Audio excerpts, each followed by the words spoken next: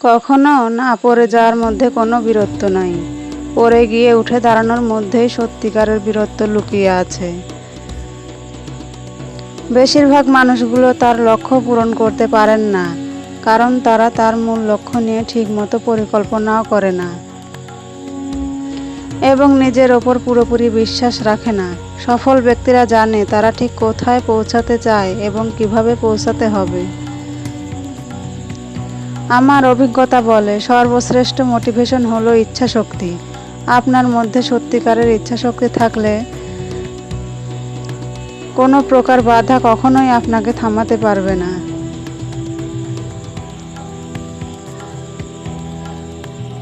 যদি কোনো লক্ষ্য অর্জন করা আপনার কাছে অসম্ভব মনে হয়,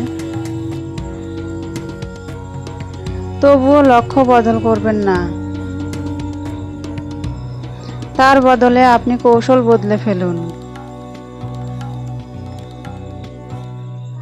সফল হতে চাইলে আপনাকে সকল চ্যালেঞ্জ মোকাবেলা করতে হবে। বেছে বেছে কখনো চ্যালেঞ্জ নেওয়া যাবে না।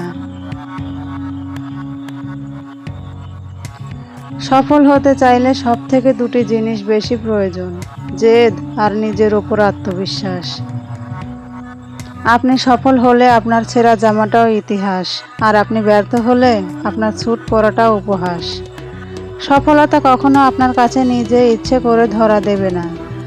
আপনাকে সফলতা অর্জন করতে হবে। সাফল্যের জন্য আপনাকে তিনটি জিনিসের মূল্য দিতেই হবে: ভালোবাসা, কঠোর পরিশ্রম আর স্বপ্নকে বাস্তবায়ন করার জন্য ব্যর্থতার পরেও কাজ করে যাওয়া।